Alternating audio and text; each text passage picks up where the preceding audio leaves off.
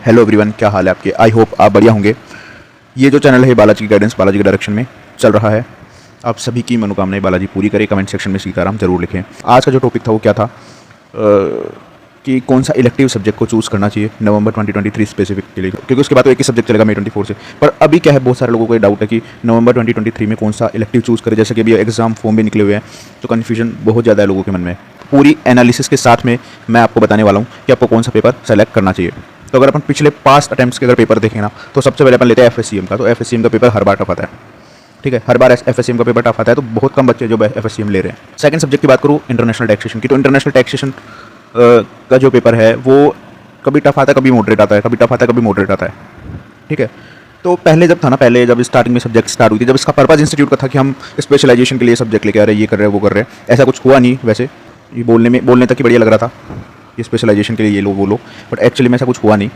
And पहले कई बच्चों ने इस वजह से इंटरनेशनल टैक्स लिया कि टैक्स में जाएंगे, ऐसा करेंगे, वो करेंगे, बट अल्टीमेटली भी हो क्या रहा है। इंटरनेशनल टैक्स का पेपर खराब नहीं है, बट स्कोर के पॉइंट ऑफ व्यू से अगर देखें ना, तो कहीं ना कहीं वो प्रॉब्लम क्रिएट कर सकता है आगे भी, अपकमिंग अटेम्प्ट में भी, क्योंकि इसका पेपर का पैटर्न ये है, ये कभी टफ आ जाता है, कभी मॉडरेट आ जाता है। अब बात करते हैं अपन रिस्क मैनेजमेंट के पेपर की, तो रिस्क मैनेजमेंट का पेपर सेम पैटर्न पे चलता है जैसे इंटरनेशनल टैक्स का पेपर है, मॉडरेट टू टफ, है ना। और काफ़ी सारी SFM के क्वेश्चंस भी है, उसमें पूछ लिए जाते हैं।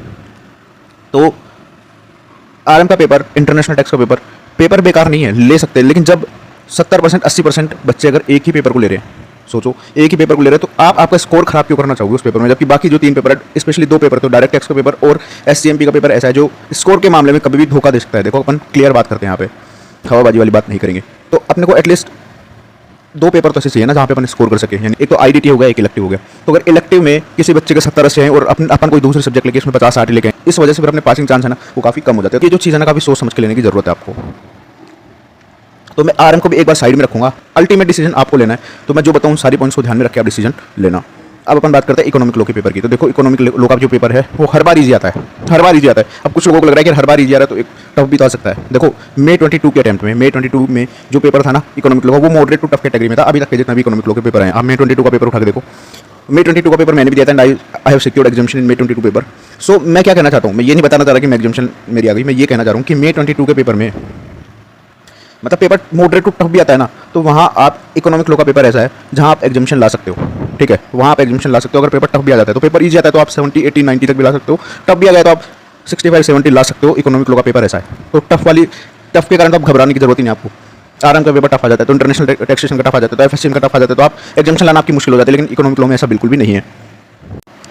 तो आप इकोनॉमिक लॉ के पेपर में एग्जामिनेशन आराम से ला सकते हो, काफ़ी अच्छे मार्क्स भी लेके आ सकते हो। और ऐसा कोई जरूरी नहीं है, ऐसा कोई थंब रूल नहीं है कि इकोनॉमिक लॉ का पेपर टफ आएगा, ऐसा बिल्कुल भी नहीं है, ठीक है। टफ आए इजी आए कैसा भी आएगा, आपका अच्छा स्कोर इकोनॉमिक लॉ में हो सकता है। तो और जहाँ यार 80% 90% लोगों के पास इकोनॉमिक लॉ है, तो अगर टफ आएगा तो सारे मरेंगे ना एक साथ। ऐसा टफ आता भी नहीं है, पहले आया मान लो आ गया, ऐसा आ गया एकदम खतरनाक आ गया, भूतिया लेवल का पेपर आ गया, है ना, क्या होगा, ज़्यादा से ज़्यादा सबकी हालत खराब होगी। और वो भी उनकी ज़्यादा होगी जो इकोनॉमिक लॉ को बिल्कुल लाइट लेके चल रहे हैं, बिल्कुल लाइट, ऐसा मतलब पढ़ते ही नहीं, उसको लास्ट में 2 दिन ही उठाना है। तो आप ऐसी गलती तो करें ना, भूल के भी ना करें। पेपर ईजी आए हार्ड आए, एटलीस्ट एक बार तो पहले एग्जाम से पहले एक बार तो देख के जाएं, इसको करके जाएं। अगर आप करके जाएंगे तो यकीन मानिए आप बहुत अच्छा स्कोर कर लेंगे इकोनॉमिक लॉ में। हाँ, उसके अलावा एक और पेपर है जहाँ पेपर ईजी आ रहा है हर बारी, वो है GFRS। तो अगर आपका फाइनेंशियल रिपोर्टिंग में इंटरेस्ट है, FR आपको अच्छी लगती है, तो जो GFRS का पेपर है वो भी बहुत ज़्यादा ईजी आ रहा है और काफ़ी अच्छा। जिनके पास GFRS है उनका भी काफ़ी अच्छा स्कोर GFRS में हो रहा है। तो जिनका लिंक है FR से भी, या जो बोथ ग्रुप के लिए अपेयर हो रहे हैं, तो वो लोग GFRS को भी कंसिडर कर सकते हैं।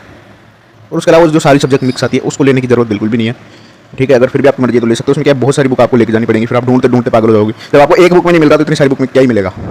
मतलब मैं क्रिटिसाइज नहीं कर रहा, बता रहा हूँ, अभी फैक्ट बता रहा हूँ। अभी जब ऑप्शन नहीं रहेगा अगली बार से, तब तो सबके लिए सेम रहेगा। लेकिन जब अभी कोई बच्चा 70 80 का आराम से स्कोर कर लेगा, आप इतनी सारी बुक लेके उसमें लगे रहोगे तो उससे कोई फायदा नहीं है। बाकी मर्जी आपकी है, मेरा काम बताना था, मैंने बता दिया। कैसे लगे वीडियो कमेंट करके जरूर बताएं, और कोई आपका स्पेसिफिक डाउट है तो वो भी जरूर बताएं। तो तब तक के लिए bye, god bless you, take care.